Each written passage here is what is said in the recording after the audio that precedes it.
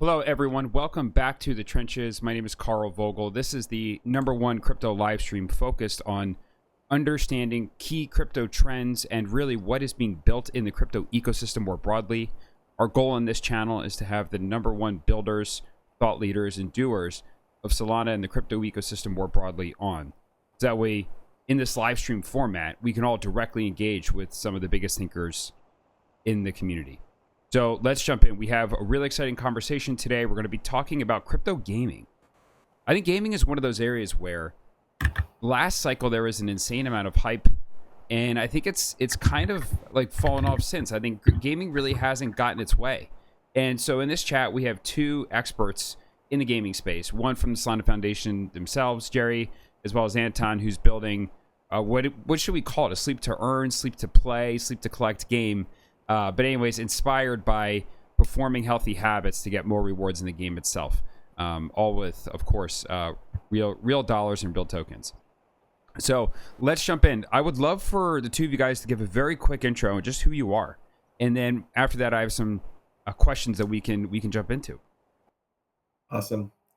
Great to be here. Thank you for having me, Carl. This is an absolute pleasure. I'm Jerry. I work on the beauty and growth team here at Solana Foundation. So, as many of you know, our role is to help attract and then help teams here be successful, whether it's growth, marketing, go-to-market, some technical product work as well. Specifically, I focus on games, which is why I'm on here and how I also know Anton. Yeah, likewise, Carl. So good to be here. First time streaming on Pump. I love Same the here. platform. I feel like we're onboarding the builders of Solana onto Pump.fun one live stream at a time. Ian said the same thing last week. He's like, I've never been in the trenches in this way, like the meme coin trenches, but he's like, it was a really great experience. So yeah, I think it's a common trend. Like, oh, I need to create a pump handle. How do I do that? But it's pretty easy, right? It is pretty easy. Good. Yeah, pretty smooth. Good. But I've been in the crypto space for a while, building indeed the Sleepagotchi project where we try to gamify sleep with incentives. So there is a, you can say there is a sleep to earn element there as well in the app for a while. We are releasing very, very soon. The idea is that you wake up in the morning, you claim a sleep box which contains potentially NFT, potentially some tokens, and some other cool in-game elements, so that it inherently rewarded for better sleep. Before that, I used to work at Duolingo, where I used to gamify languages. Now we're gamifying sleep, with a little bit more than just Web2, but also Web3 incentives. Yeah, we are building on Solana. We have quite a lot of experience also on different platforms. We launched our Telegram version called Sleepagotchi Lite, which peaked at number 5 top grossing games on Telegram and still gathers around like 250,000 players every month. So yeah, keen to touch the hot topic today. Great. Well, let's jump in. And as part of that, let's actually start with a couple. Let's start with a couple charts, because I do think it's helpful for people to understand the charts. And being in crypto, it is just so core to what we're doing. So I think I should be able to present this. And then, Anton, you're of course launching your game on Solana, and I think what's helpful in this framing is to understand why Solana is such a good place to launch applications and games more broadly. Here's some charts from our friends over at Blockworks, and as we can see here, network revenue is really how much money is the network making, and why that's important is what types of users and people are going to be seeking out the Solana token and the yield that it's generating. As you can see here, it really is far and above any other chain, except for this weird little dip that's taking place. But even then, everything is still up to a substantial amount. And this is really where things get interesting. So Anton's a developer and a game builder. And really all of these games and apps are trying to build viable businesses, right? Like you want a place where you can actually grow real revenues on chain from user interactions. And as we can see here, Solana just continues to perform a lot of times by an order of magnitude better than other chains. So people come to us all the time at 6 Man Ventures and say, where should you build your game? Where should you build your app? And there's certainly no wrong choice. If you have a high thesis or conviction in a space, there's no wrong choice, but there's very clearly areas where there's higher degrees of risk around capital formation, around large amounts of audience and attraction being there, to the technical risk. And it seems like, Solana just continues to perform really well. So quick chart here on Solana. So getting all that revenue while also having very low median fee volatility. I think that's something that is really important here. Is it's really cheap to do your average transaction on Solana, but it's also the highest grossing network out there, and so it's a really awesome place to build. So I think it's valuable to walk through that. Let's jump first into crypto gaming, and actually, like, you guys should have been able to see this as well. Here's a chart showing the top crypto tokens. And it's funny because I look at these and there's a lot of legacy coins here that I would say are not net new this cycle. In other words, it seems like gaming has not been able to break out this cycle relative to past cycles where clearly we have these other large tokens with Lindy effects. So let me stop presenting and then let's just jump in. So in terms of gaming, I think there's a number of things that are really hard about building a game on chain. There's actually building compelling gameplay. There's creating a UX element, or people say the game's not fun. Like, how do we make the game fun? So, like, the gameplay itself, the UX around crypto. So, like, how do we do wallets? How do we do transactions? How do we make sure it's a smooth experience while we have all these crypto elements? Third would be the economics. Like, how do we make sure we don't have infinite economics that aren't sustainable? And then lastly would just be the market. I'm sure many times games have been doing well. Jerry, you can talk about this, and Solana goes down or the market goes down, and therefore it kind of distorts the game. Let's say ownership mechanics might hurt player sentiment because their assets and tokens are worth less, but it's fully just a function of like market trends and what's taking place. So those are a couple things I've seen that make gaming hard, and bring them all together is extremely hard. So let's start with one of you. Why has crypto gaming really failed to break out so far? Which one of those four, if any, do you feel like is the biggest constraint or the biggest challenge to overcome? I can kick off. I think you summarized it super well, Carl. The nuance I would add is maybe the timeline. I think most Web3 games, especially if they're AAA, take many years to build and take many, many millions and teams of like upwards of 100, 200 people. And I think the industry that we're in is just really not compatible with something that takes such a long time horizon to bring into fruition. And so not only does it take a long time, but the cost structure of many large games is also difficult to support.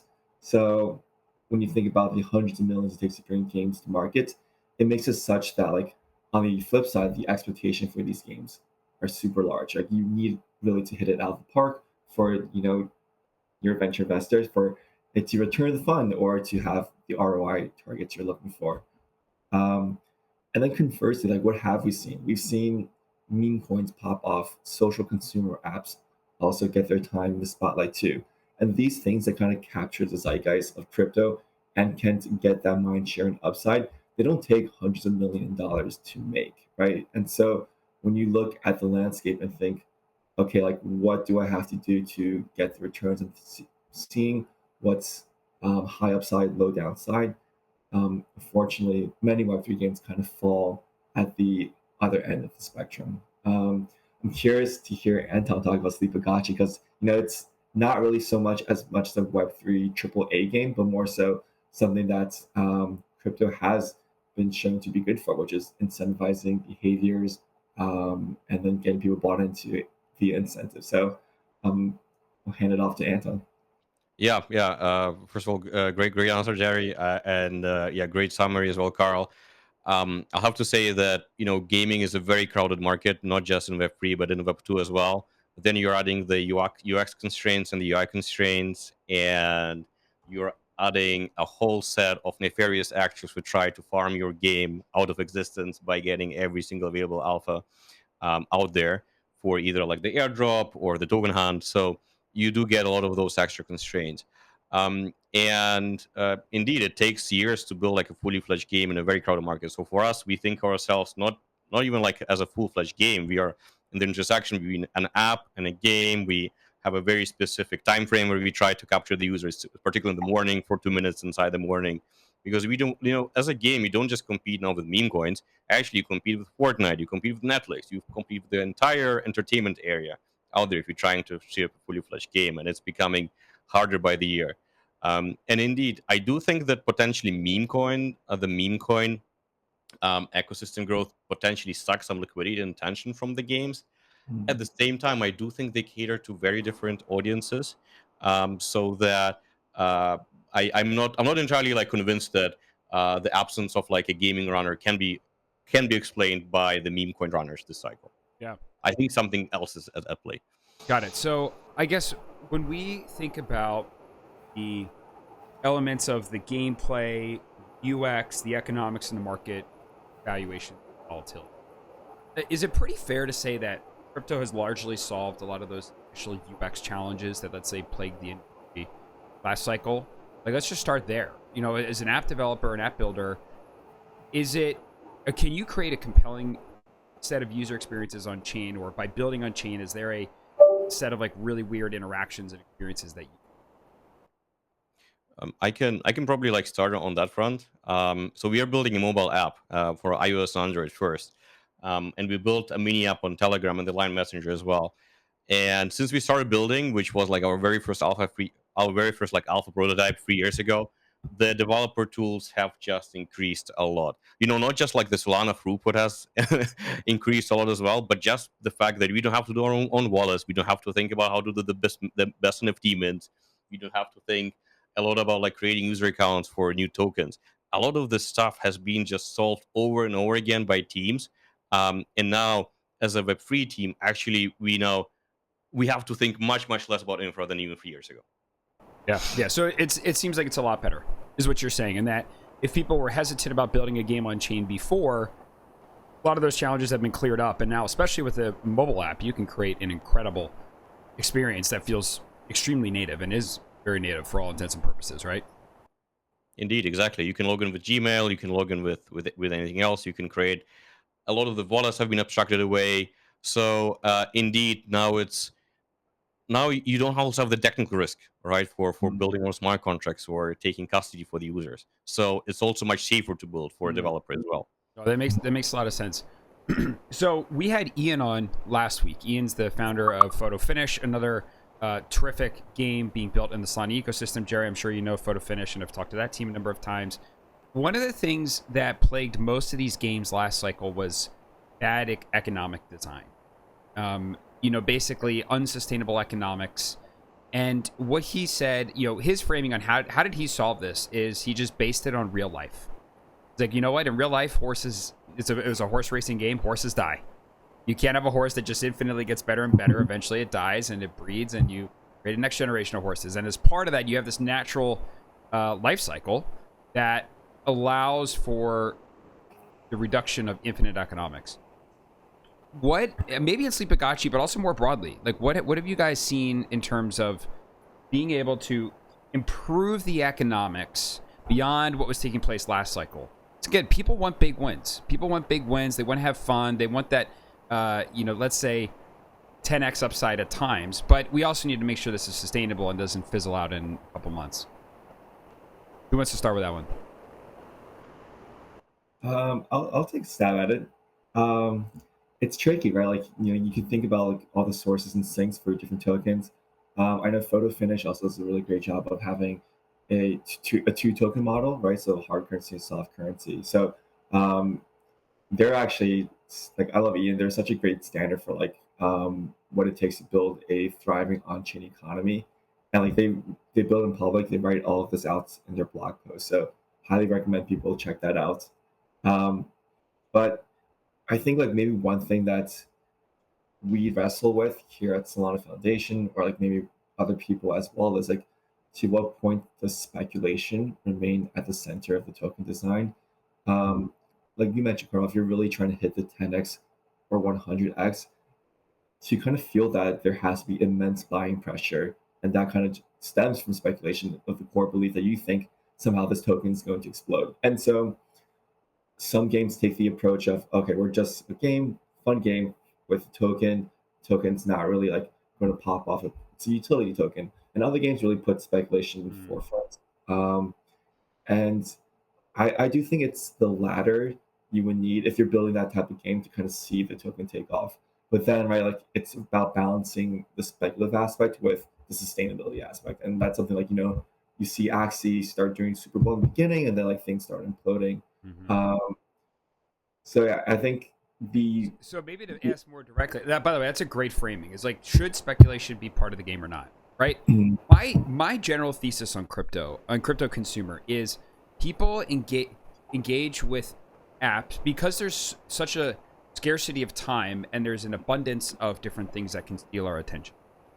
People engage with apps to either get fame or get fortune. And or let's say this, if you're not doing one of those, it's going to be very hard to stand out from all the sea of other apps and social platforms that are being built. And so if you think about like XY, the last part of this is fun. Should fun be one of those? And my general thesis here, I'm curious what y'all think. Let me go pin myself. Is like, if you're going to build on chain, then financial motivation should be a part of it. Because if it's just a game that's fun, don't build it on chain. It's still like overly complicated compared to just building on a Web 2 backend, right? So the sending, receiving, distribution of money, the flow of money in an economy, to me that has to be part of building on chain. Otherwise, it's just too hard and it's not worth it, taking that effort. Do you agree or disagree?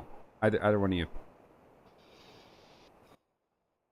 Yeah, I mean, it's a very good question. I do think that look, if you have an on-chain game, there's going to be a set of players who want to make money, who want to make sure that they are able to not trick the ecosystem, but to able to ride through the wave of the game design and be able to come out with a positive ROI of a game. Now, for this to happen at scale without like the speculative mania, you need to have people who are paying effectively for fun, for somebody who will subsidize the people who will be getting rewards inside the system. So I think that a lot of the trends inside Web3 games that I saw over the last year is a move towards this new metric that are pioneered by Pixels, but it's called return on reward spend. It's basically the Web2 monetization model called return on ad spend, ROAS. It's basically, hey, I'm going to pay like $100 to Facebook. If 40% of it comes back to me from player spend in 30 days, I'm good. Yep. I'm good because then I'm going to reach. So now they're doing the same thing with the return on reward spend. You basically say, hey, if I give like $1 in rewards out in my token, do I get more than $1 worth of spend inside it? And I think to achieve that, you need to have a speculative loop, but you need to have a fun loop as well. So even the speculation, the loss needs to have fun in some extent as well. So at some point, I think we need to balance them out. So you still need to have a fun game for this equation to hold true. Do you think, maybe question to Carl and Anton, like, do you think, like there's this, I think, I forgot who did this study, I think maybe Tim Ferriss, but they were talking about games and the fact that like you can enjoy a game loop without the financial rewards of it, and people will rate it as very fun, enjoyable. And then as soon as you add a financial layer on top of it, even though it's the same game loop, people perceive it to be less fun and they're more rewards oriented rather than just playing the game. Like, so, like, is it possible to just have the same game loop, but by nature it being less fun because you've added financial rewards? Yeah, the question is, I think it could be either. I mean, I could have a number of different frameworks. Like, to me, poker is a game. Now, it's a casino style game, but it's a game. And I play that game with my friends. You get 8 people around a table. And I can tell you that having money on the line makes the gameplay better. Like, people care more, they try more, they think more, they dig in more because money is at the center of it. So I can think back to when I would sit there and we'd play Halo with my friends, and it was great. Like, it was just about, like, do we want to win, do we want to play, and we can have a great time. So I don't agree that financial elements would make the gameplay worse, because I can come up with enough examples where it makes it better. I think it's like wager versus earning might be a nuance here. Yeah, but then I guess the question would be, this is interesting, like, is there a difference? Like, if I buy, let's think about the Stefan days back then. Like, if I bought a shoe, am I using it to earn, or am I really wagering that this thing is going to get to me a certain amount? So I understand what you're saying, where it's not like a calculated bet that I'm taking each time. It's more like, oh, I'm just playing. But like, moving into ownership I guess that's what's really changing the dynamics. And I wouldn't agree with Tim Ferriss's assessment, but I'd be curious to dig into that. Maybe we should link that in the show notes. Let me find it for you. Yeah. Yeah, it's a very good question. I think there was a similar study where they took kids and they told them that they gave them like a task to draw, like just a painting, and then some kids were told that they were going to get a reward in the very end, and other kids told them that there's not going to be no rewards, just like for fun. And the people who did it for fun without reward, like not even monetary reward, but like just like a tap on the head, they had more fun, they drew more, they had more fun. So it works in that way, but at the same time I just see also like in some other cases, somebody mentioned like Counter Strike on the live chat, and it is right now the largest market for secondary skins. You play Counter Strike, is for free. Maybe you get like a skin, maybe you get like a knife that is going to be worth like 500, like $1,000, and it's an additional game loop. Like it's not the core loop of why do people play Counter Strike, but it's just a very very nice addition that makes the game much more fun than it is. So And to your point, if Anton, maybe it's something where to some people that is the core thing. Like maybe there's a group of players that are playing primarily for returns and earnings, and like they kind of get a thrill from, oh, I won that. Like that's a big thing, right? I just got $1,000 in my pocket. But at the same time, there's probably a vast majority of players that just play for fun, as you were saying. So it's probably, I'm assuming in the best games, you're designing an ecosystem that can thrive for those who are high engaged, high speculation, and those that are not. And the goal is, how can these things live in harmony together? Yeah, and I would say that it's a good design is that people would play potentially your game without the loop of the monetary incentives. You add it on top of that, and then for some people, for the people who play the base game for fun, it becomes better. And then for some people, the whole like the new cycle, the new core loop of trading and speculating becomes its own loop. So if you can build like this for two audiences at the same time, then I think you're golden as a game developer. And we're going to the next question, but maybe one thing I'll finish with, Jerry, because I should have mentioned this before. Our culture has seen a trend that I've called, and other people have called, the financialization of everything, where basically every single aspect of our lives has become financialized. So as an example, sports. Again, 30 years ago, people just show up to the sports game, you watch sports game, you might know some stats, oh, there was a big trade that took place, but there wasn't a financial ecosystem around sports for the vast majority of viewers. Now, if I were to watch a game with my buddies, like three of the five guys there probably have their phones out, or making parlays, or making bets. And so the question is, like, is that a better experience or worse? Like what I think financial elements do is they actually make users better. They give users the incentive to go layers and layers and layers deeper into understanding the game, understanding the statistics to make these engagement type decisions. But like that's happening in gaming, as we were talking about Counter-Strike, and every element. So it's a trend that's taking place regardless. Maybe the easiest way to say it. The question is it good or is it not good? And that's probably more of a societal open question. Good point. I agree. Yeah. I see the same thing, my friends too. Yeah. Now, let me ask you a question. So I think it's, by the way, the reason we live stream is we love the chat. I want to be able to bring people on too. Otherwise we could just do this as a podcast, but I love the questions that are coming in. So I do want to honor one of the questions that came up about scamming. Let me see if I can find it here. I have a question. This is from CX. Y'all need to get pump screen names, because I don't have to repeat out CXXFKX. I have a question. If there will be sleep to earn mechanic, how will you prevent scamming the system of sleep control? I think that some man can cheat on it. So maybe let's not go too specific on sleep. We can, but I want to start high level. Whenever you have a financial ecosystem, of course that encourages cheating in sort of much greater amounts than you would do if it was just a free to play type game. So we've seen sort of cheating go ahead and destroy or hurt certain ecosystems before.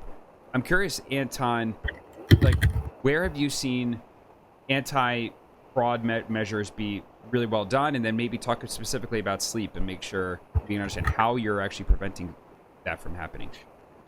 Yeah, absolutely. So cheating happens like in all consumer experience, in many gaming experience, wherever there's a leaderboard. Like even at Duolingo, there was a problem that at some of the edge cases, at some of the highest level of rankings in the Diamond League, you would get cheaters as well. So people, you want to cheat those things as well. indeed, once you add monetary incentives, it just becomes a whole different game.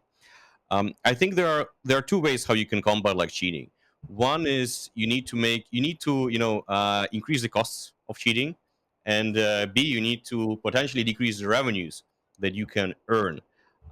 So how you can increase the cost, for example, some games right now that I see inside crypto, they basically give you a pretty you need to pay in, you need to wager in to be able to earn it, either like through a monthly subscription or inside the steppen, you actually had to buy a sneaker that was pretty expensive. So even if you want to if you want to cheat in, you have a capital requirement to buy in and be able to do it. Then in terms of what you're able to get out of it, ideally you try to reward actual gameplay, actual user behavior. Um, you you don't make the rewards to be very highly predictable so that you can just write them inside the white paper and say, hey, if you do X, Y, and Z, you're gonna get 10% yield. If you do this, you get 15% yield. I think the best products don't write it out, and they let the users guessing so that the players figure out for themselves, and such unpredictable system makes writing a predictable bot also harder. For us, we try to take those two approaches. We also don't get crazy rewards. So you really can't get 10,000 when you sleep in the good days of walking and stepping. Plus, we also really leverage the tracker data, like your Whoop, your Aura, your Fitbit, your Apple Watch. You get more rewards than that. We promote you to use such a wearable, and we know that those devices are harder to spoof data on than just your phone. That was great.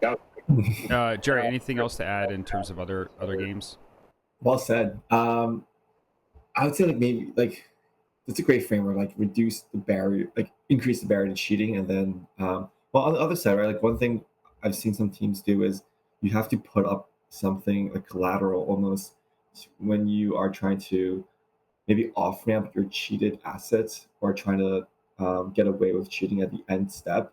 And if it's been determined that you did cheat, then it's 200% of whatever value you were trying to cheat with, slashed or burned, right? So either make the barrier to cheat super high, or just make the potential punishment really devastating too. Yeah, I agree.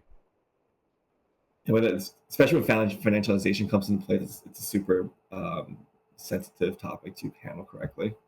Yep. All right, I want to switch gears a little bit, and then, by the way, we are going to wrap this in 30 minutes, so we still have some time, but we're going to do a demo. And the trenches are for everyone, and if we're not demoing the cool things that developers and builders are creating, then we're doing a disservice to the entire developer community. We're gonna end this with a demo, and we're also going to be giving out some codes. Again, this is you're going to be able to play the early version of the app and get an early access code, and I'm assuming that would help with some sort of rewards in the future, but we're going to be giving those out. I want to switch gears a little bit and talk about big brands launching blockchain games. So FIFA announced, I think about a week ago, maybe 2 weeks, that they're going to have a new FIFA chain. And I'm assuming there's going to be a series of experiences there that you can now build using FIFA IP. I don't know as much about this. If somebody else knows more, we'll turn it over to you first. But more broadly, do you feel that large enterprises launching their games on chain, are you generally bullish that narrative or not bullish that, and why?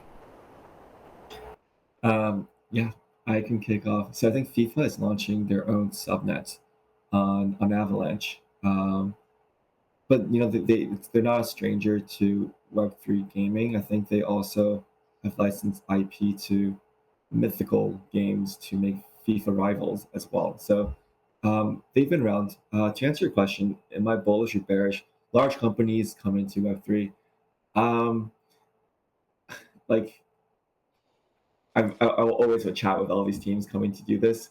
Personally, I'm not super bullish simply because we've seen a lot of these big incumbent companies that come in and try to do things and then ultimately take it down a wrong direction or have it not work out. And so I think Starbucks' Odyssey program and Polygon was a really great example of something that generated huge fanfare but ultimately didn't really pan out.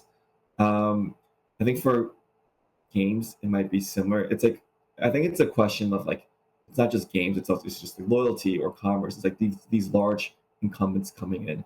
I think oftentimes these partnerships aren't free. It's not like FIFA came here and said like, okay, let's do something completely new and have take on a ton of risk.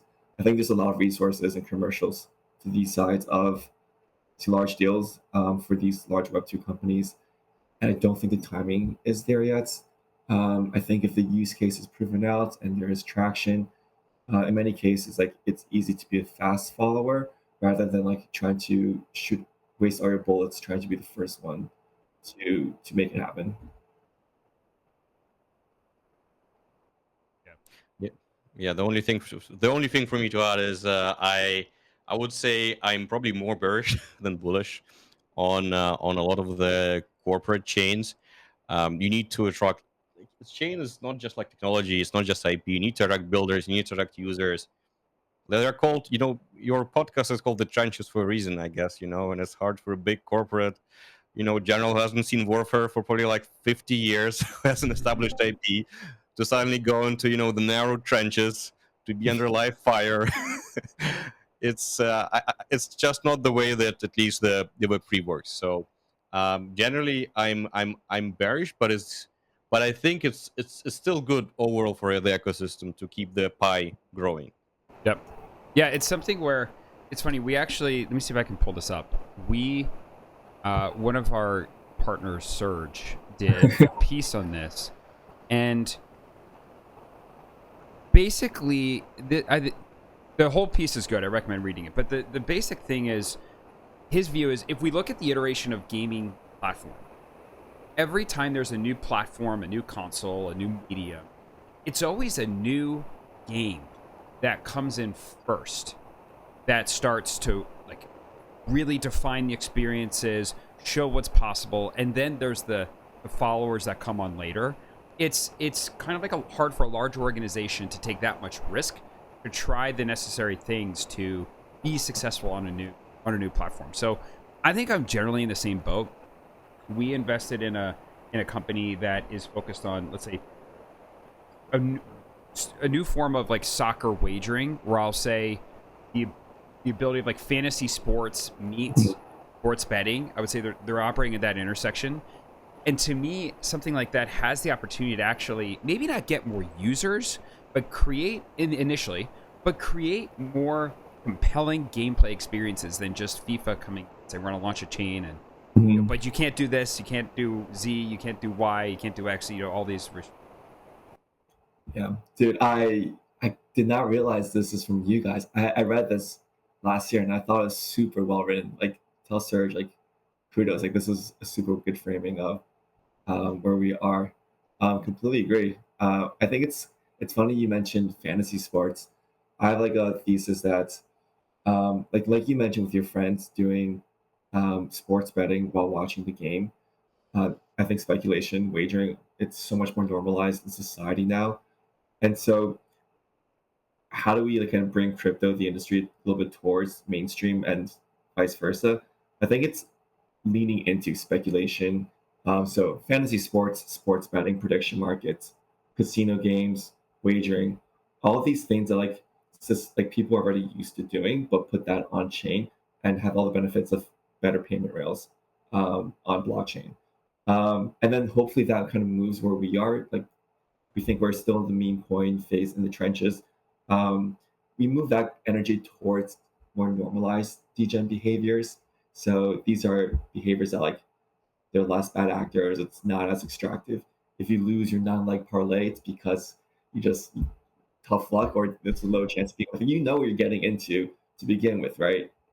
And you don't feel as shitty like when you like get rugged or like you miss out on the next runner. So um, I do think the intersection of normal speculative behavior is kind of where crypto might thrive next, and that could be the stepping stone into kind of converging Web 2, Web 3. Yep.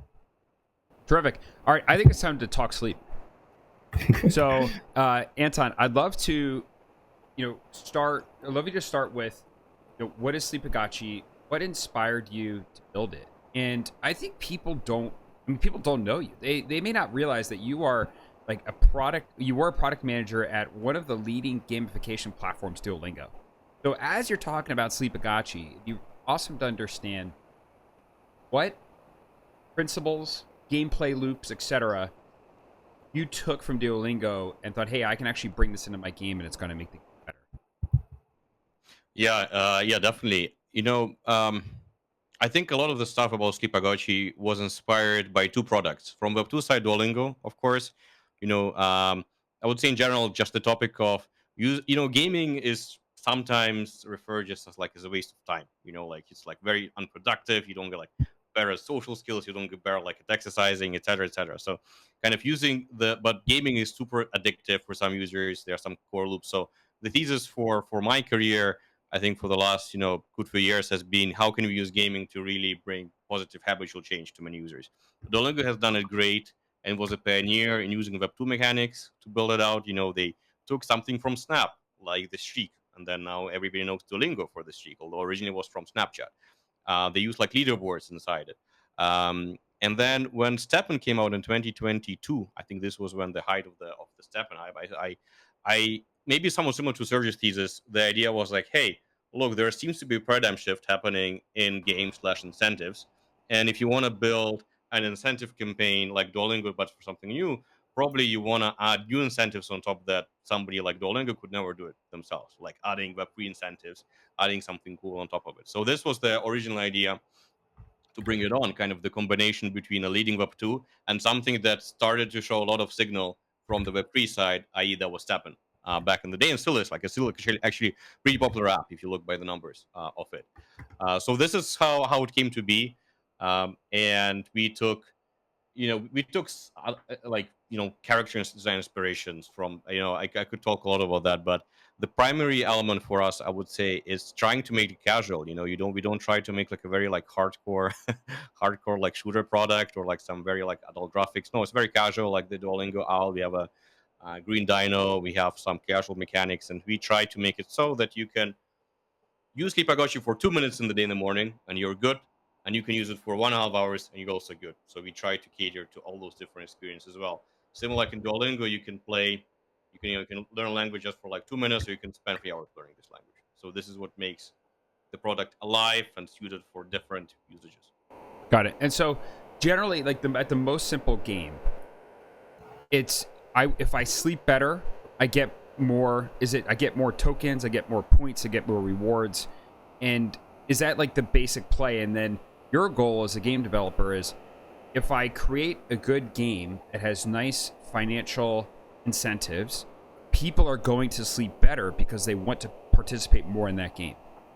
Right? A lot of this is health driven for you, which is why I found it interesting. You started actually a lot in Japan that has, they love games, but they also have some of the worst sleep or statistics in the world. So tell us about like that core loop of I sleep and then I play. Yeah, indeed. So as Sleepagotchi comes from the Tamagotchi, you get a virtual pet. Virtual pet lives inside a sort of like a room, and then your virtual pet dino can also go on adventures with other creatures that you can collect. And the idea is that the better you sleep, the more stuff you get for your room, the more stuff you get for virtual pet, and the more adventures you could cover. So we basically make sleep the the incoming variable into a lot of other gameplay elements inside it, so that effectively we want to like hook you into a game so that you are then more hooked into your own sleep consistency effectively. That's kind of the core the big idea there. So indeed, you sleep better, your character levels up, you get to see more adventures, plus you get to see you get to earn more tokens that you can then spend to level up your characters as well. Terrific. Well, let's do a quick demo. And again, we can try the mobile app with a little sneak preview, and if it doesn't work, we can do the Telegram one, because I realized it's all the same characters. There's a lot of the same interactions, and so we can always fall back to that if we need to. So feel free to take us through it. Yeah, let me just share my screen here, and it's going to be live testing here. Always the best way to do a demo. I know. All right.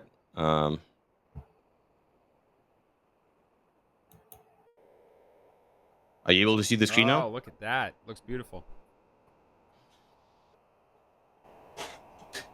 Anton, all right. Okay, question from CSX. How the application tracks your sleeping? How it detects that you are really asleep now? So we either integrate with every single wearable device like Apple, Whoop, Fitbit, Mi Band, Or if you don't have one of those, we just use your phone activity as a proxy for sleep. So if you don't use your phone at night and it's kind of idle, we think you're asleep. Got it. Um, Do users get more points and more rewards if they do have what I'll say, a more verifiable approach than just phone says? It's true. It's true. Yeah. So if you do, you get like a multiplier if you use a verifiable approach, like a variable inside it. We also integrate with some of the Web3 variables right now. We have like a partnership with Pulse. We also have a partnership with Kudis. I think is a pretty famous Solana project as well. So we try to work also with the Web3 native variables that are popping up. So I must have 4 different things tracking my sleep. I have an 8 sleep mattress. I have an iWatch. I have a Cutis ring. So basically, I tell me if I have all 3 of these, I get more points. That would be Only one counts. That'd be ideal. But all For a 3. sleeper. All right, sorry about that. Let's jump in. Awesome. So the flow inside the morning, and we care about the sleep consistency. We don't care really about your REM quality or or light sleep or deep sleep. We care about when you went to bed, when you woke up in the morning. Needs to be consistent. Needs to follow rhythm. If you go to a sleep doctor, they're gonna tell you the consistency and rhythm is the number one thing. So we gamify that. You set a schedule, then you wake up in the morning. For me, we see, so this wasn't. So basically, I went to bed at 1 a.m., which is almost 2 hours ahead of my time, and then I woke up. I haven't touched my phone, so it doesn't show like super clearly here, but I basically get a sleep points of 42, which is pay attention, which isn't large. If I get 42, that means I get a pretty weak sleep box where I only get like one spin of the box, and I do get just like 2 characters for my Sleepagotchi experience. If I had more, I would get more characters. My dynamo would feel better, and maybe I get a nice furniture item that I can then put into this room. We plan for those furniture items to be tradable, so you can trade them on chain. So if you see something cool or not, then you can buy it off our users as well. We also, as you progress inside it, we build like a fully fledged, customizable RPG/adventure experience. So you get more energy points as your dino. As you level up, you go into those adventures, and you actually are able to even participate in battles as well, like Pokemon, Final Fantasy slash like style battles, where if you went to bed early, if you went to bed on time, you woke up on time, your teams become stronger. So here in particular, my sleep was bad, so I'm gonna lose straight away. Uh, but that's kind of this idea. So if you feel like it, you just earn tokens and you just earn the NFTs, just for up the sleep box in the room, leveling with Dino. If you feel like playing a little bit more, we do give you this RPD adventure. We do give you like a storyline to get you invested into this story as well. Great. And so when a user sleeps well, how long should they expect to play the game? You talked about you can be a short experience or a long experience. Maybe just talk through that a little bit. And one of the things, by the way, you've said that I find really insightful is when it's like no game has won the morning. And what I mean is, there's certain games that people tend to play at night after work. Certain games people might play during the workday if they need a 10-minute break. But so the morning is fairly unoccupied. And, you think you can create a compelling game. Just tell us a little bit more about what it means to wake up and play a game in the morning, and then how that longer, like if I did want to lean in, how long can I play this game? Andy, so this is one of the key insights why we also, we as a team, we took this idea seriously. It's because we noticed spikage of usage at 8 a.m., 8:05 a.m., 7:30 a.m., basically at time when users wake up. And if you would do in the surveys, they open up Sleepagotchi before WhatsApp, before Instagram, because suddenly they want to see what they got in the morning. So we were able to get into this morning routine, mainly because you do get this random furniture item or like the random characters in the morning, depending on your sleep, and you're curious what it is. Maybe you're lucky, maybe you join like the golden ticket and it's going to be like a super valuable NFT potentially in the morning. Now, this is the retention hook. This is how we get into the app and keep using it. Now, the problem with just such a vision, if it's a game that is only 2 minutes a day, well, how do you monetize? Usually you monetize on time, on engagement. So we understood that, okay, on one end, it's just 2 minutes a day, which is this furniture loop, which is this very casual dining room. On the other end, if you want to, we actually give you the tools to explore the world of Sleepagotchi, to explore the lore, to go in battle so that it handles 1 hour sessions as well in particular. And then this is where we monetize as a business. This is where we make our revenue. This is where we make like our hardcore fans also drive the value for the casual users who only spend 2 minutes a day. Yep. So we kind of think of it as a barbell strategy. On one side of the barbell, the casual loop, 2 minutes a day. On the other side of the barbell, the more hardcore players, where we also add a lot of the crypto stuff Mhm. as well to make it even more fun. And is there a token? Not yet, but there will be. There will be. Okay. You can play now the Telegram Lite to participate in the airdrop. So I do have some codes as well to share. So I don't know if I can talk about some of the growth hacks we've done Yeah, that'd for be great. Sleepagotchi. I think this is for builders. Let's talk about the things that have worked well. Yeah, so I think you mentioned it, right? That it's very hard to get outside of the attention loop, because you compete with so many apps, with so much stuff for your minute of attention. And with apps, because we're iOS, Android app, how do we get this attention? How do we get there? We Apps are hard to share right now because of Apple privacy rules, and they're hard to install because there's friction involved. So what do? You go on Telegram, where all the crypto native people see, and a lot of also like the developing world is also a lot of Telegram. And we build a mini app with no sleep, but still the same IP. We basically said, hey guys, play this mini app, then you're going to be receiving an airdrop in the end. And we were able to get to 2 million installations through this way. We were able to get to 250K monthly active users. And the idea is that we're building a community, we're building this IP around this Telegram mini game, which was one of the most viral ones in this spring. And then we want to convert all those users into players of the main Sleepagotchi, into users of the main Sleepagotchi, into token holders down the line. So we just try to see what are the current trends happening and to go there. So right now we're building a similar line mini app to target more Japanese users. As you alluded, we have a lot of from Japanese. We kind of do a similar strategy. So that worked pretty well for us, and I think that you need to leverage. Look, if you're a game, I would leverage even streams here. You could probably stream your game on pump.fun. Yeah, seriously, I think you could. I mean, I was thinking, obviously I have a full-time job, so I'm not, going to be doing this, but imagine if somebody just streamed 24 hours of their life, like more like Truman Show style, but just we're going to stream nonstop, or I'm going to stream playing a game 3-4 hours a day. I mean, there's people that want that content. It's huge on Twitch, but now you can have a token associated with it, which is pretty interesting. All right, let's go to the audience for a couple questions here. So, how do we get access to Sleepagotchi on the iOS? Is it available in the App Store? So it's not available on the App Store. It's going to be very soon, measured in weeks. But in the meantime, you can indeed play the Telegram version, which is, I'll send it to the chat. It's like Sleepagotchi Lite_bot. You can start playing it there as well. If you have the bonk, I can't. Is it moderating you? Yes. Sometimes just try 2 or 3 times and it works. Yeah. So it's called Sleepagotchi Lite Bot _.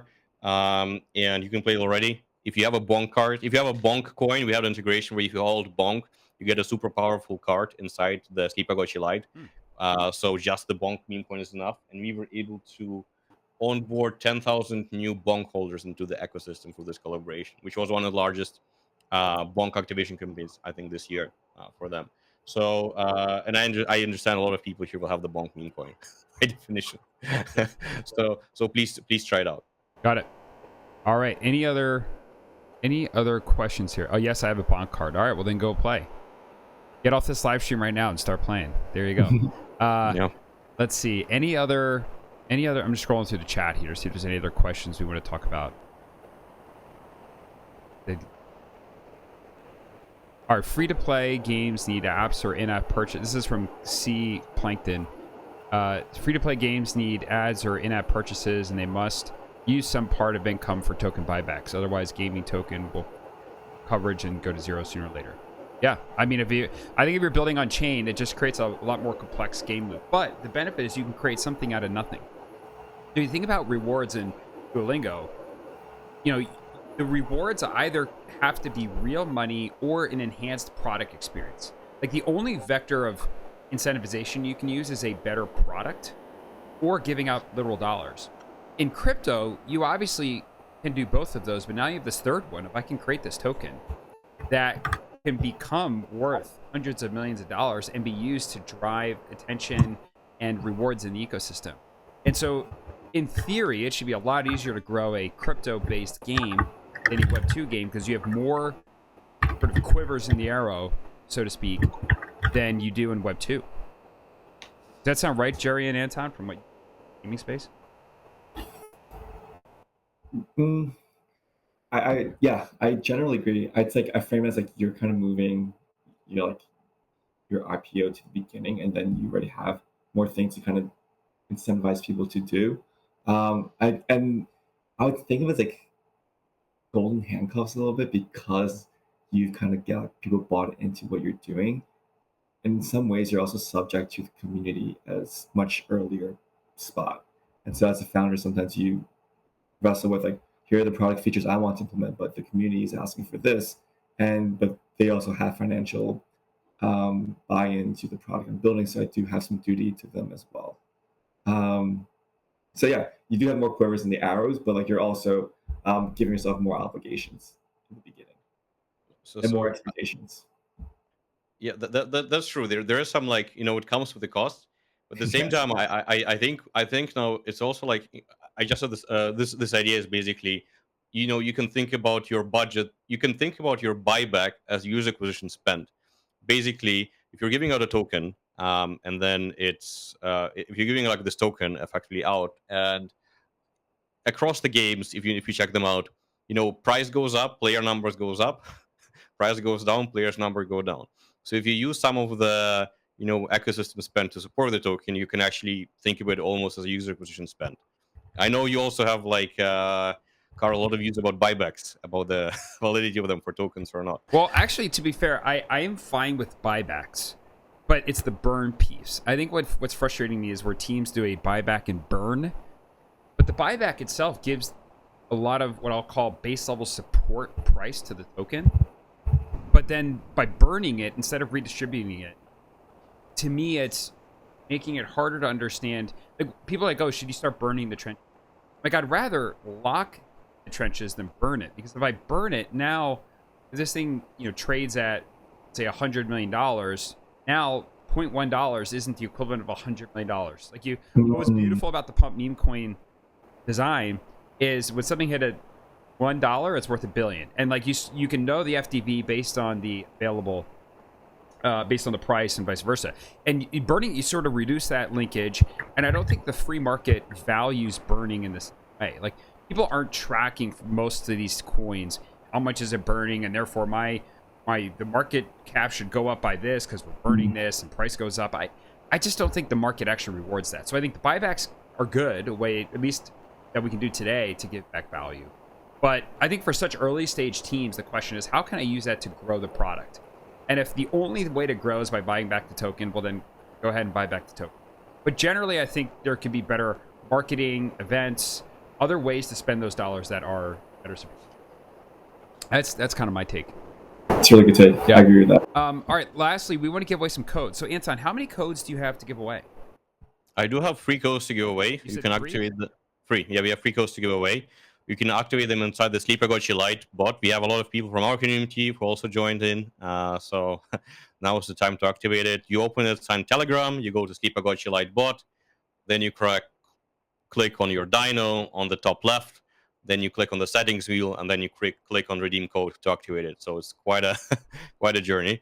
But the first code is, I'll send it, also duplicate them to the chat if I don't get banned. So the first code is 588911.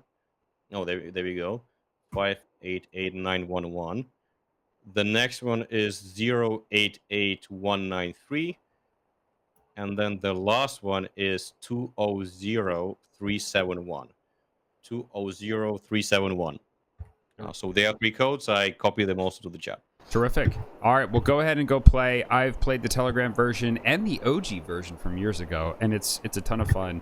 A great way to start the morning. It's a lot of times the equivalent of Wordle. I have Wordle I sometimes play, and Sleepagotchi before or after. So definitely check it out. It's a great app. Very excited for what you're building. Jerry, thanks for coming on and telling us more about exciting things that are going on in Solana. Any last words from either of you guys before we wrap up? We have 3 minutes. Just, floor's yours. How do people get in? How do people follow you? How do they get connected to you? And then any thoughts on gaming, or bring us home? Yeah, you can follow me at Twitter, X_Jerry Lee. It's JERRYLI. Closing thoughts for me is, I think the vibes are pretty dampened right now with Web3 gaming, but I think very around the corner we might see some signals of it picking up. So the one really cool thing I admire about the game space is people are really here to build for not just for the long term, but they're here because they're building for joy and delight rather than like building a next DeFi venue, etc. We put a big emphasis on cultivating the developer ecosystem here. So we were at GDC earlier in March. We have hackathons going on every month. So games come from really great game developers, and I think attracting talent is and has always been our number one priority here. Yeah, I think I think indeed that maybe the times aren't even that dire. I think this year alone we had the Maple Store universe still trading 1.3 billion VDV. So there's been $1 billion plus game this cycle. Gunzilla Games was at 400 million in VDV right now. So, and I think games offer you this unique element of utility plus meme coins. Like it's hard to make a meme out of a DeFi coin, but it is possible to make it out of game coins. So there is a lot of synergies there. So definitely, very exciting times ahead. Cool. And I think let's end it in the chat. Thanks. This is from again CSX. Thanks, team. Take a hug from me to you all. So hug from me to all you guys, to all the people who are fans of the trenches. Thanks for tuning in. We are here multiple times a week. We'll eventually set up an official time, most likely, maybe a weekly roundup. I'll have to figure it out. But we're here to stream. We're here to have fun. We're here to grow. Because again, the trenches are for everyone. Thanks and have a good day.